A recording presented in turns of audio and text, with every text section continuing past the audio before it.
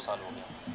और यहाँ के लोग, महाराष्ट्र के लोग, कांग्रेस एनसीपी गवर्नमेंट इसको अगर लाना चाहते हैं तो उनके लिए कोई बड़ी मुश्किल की बात नहीं है।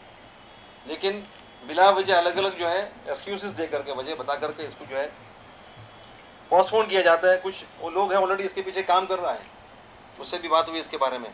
तो हमने बोला कि एक डेलीगेशन हम लोग जो है लेकर के दिल्ली जा सकते हैं, अहमद साहब से मिलकर के, उनके ज़रिए जिससे भी मिलना मिलकर बात कर सकते हैं इंशाल्लाह। इस बारे में भी हमारी मुतालबा है कि अगर इस इलेक्शन में, आने वाले इलेक्शन में मुसलमानों की वोट का अगर कुछ, इनको हमेशा की तरह अगर ये सोचते हैं कि मुसलमानों के वोट से हम खेलेंगे, ये हर मुद्दे जो हम लोग उठाएंगे। और ये मुद्दों के साथ अगर इंसाफ नहीं किया गया, इतना तो हम लोग मुसलमानों को बेदार करेंगे कि इस किस्म के लीडर्स को या इस किस्म के पार्टी को जो है वोट नहीं होना चाहिए। और हमारे कंसेप्ट को लेकर हम लोग आगे बढ़ेंगे और हम जो है नौजवानों से लेकर हर तबके को जो है बेदार करेंगे। उसमें हम आप लोगों की मदद चाहते हैं। ये मीडिया वालों से छुपा नहीं है, खूब जानते हैं। नई नई पार्टियां बरसात के खुदरों पौधों की तरह से उगने वाली किसके लिए काम कर रही हैं? मुसलमानों के काज को नुकसान पहुंचा रही हैं, मुसलमानों के काज को फ़ायदा पहुंचा रही हैं। ये मीडिया से बेहतर कौन जानता है? इसलिए हम सबसे उन सारे लीडरान से जो भी नाम नहाद अपने आप को मुसलमानों का हमदर्द कहते हैं, दस्त बस्ता गुजारिश करते हैं कि आपके अंदर अगर ज़रा सा भी इंसाफ, खुलूस और मुसलमानों से हमदर्दी है तो मुस्लिम लीग ज्वाइन कीजिए। अगर आपको लगता है कि मुस्लिम लीग कमज़ोर है और मुस्लिम लीग के अंदर सुधार होना चाहिए, अंदर आइए, अंदर आके सुधार कीजिए। मुसलमानों की ताकत को कमज़ोर मत कीजिए। आप जो कुछ कर रहे हैं वो मुसलमानों की ताकत को कमज़ोर करने का अमल है। किसके हाथ में आप खेल रहे हैं, किसका खिलौना है आप, किसकी इमारतें कर रहे हैं, ये मुझे आपको बताने की ज़रूरत नहीं है। आवाम भी जानती है और आप भी जानते हैं। रही बात दूसरी, तो बहुत सारे मसाइल हैं। मुस्लिम लीग पार्टी उन लोगों की है जो इंसाफ से महरूम रखे गए। 1948 से लेके अब तक जिनके साथ इंसाफ नहीं किया गया या इंसाफ होना चाहिए था, उनको इंसाफ से दूर रखा गया। अगर मैं हिंदी में कहूँ तो न्याय से वंचित लोगों के लिए इनको इंसाफ नहीं दिया गया।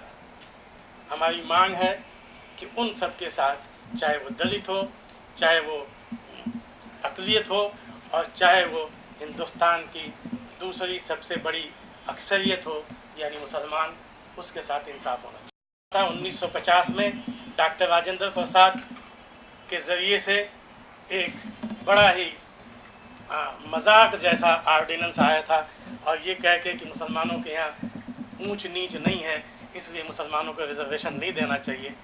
और उस आर्डिनेंस के ज़रिए से कुछ तकरीबन 39-40 बिरादरियों से रिजर्वेशन छीन लिया गया। हम मुतालबा करते हैं कि वो आर्डिनेंस कैंसिल किया जाना चाहिए, रद्द किया जाना चाहिए और मुसलमानों को जो अंग्रेज़ों के ज़माने में जो हुकूक बहाल थे, जो उनको रिजर्वेशन मिला हुआ था, वो बहाल होना चाहिए।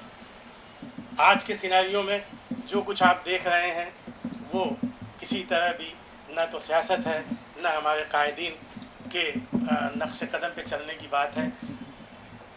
मोहम्मद इस्माइल साहब रहमतुल्लाह अलैह,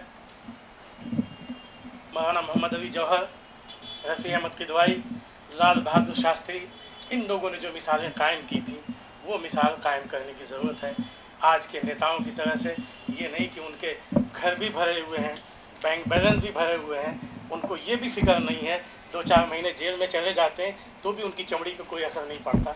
हर घर से बच्चे जो है, मुस्लिम घर से बच्चे स्कूल जाते नहीं और अटेंडेंस में जो है प्रॉब्लम होता है। हम लोगों की गवर्नमेंट से, हुकूमत से मांग है, एजुकेशन डिपार्टमेंट से भी 3 दिन कम से कम 2 दिन मुस्लिम बच्चों को जो है बकरीद में हॉलीडेज दिया जाए। ये प्रॉब्लम्स क्रिएट करेंगे सोच करके हमने मांग कभी किया नहीं, दाला के दिल में था।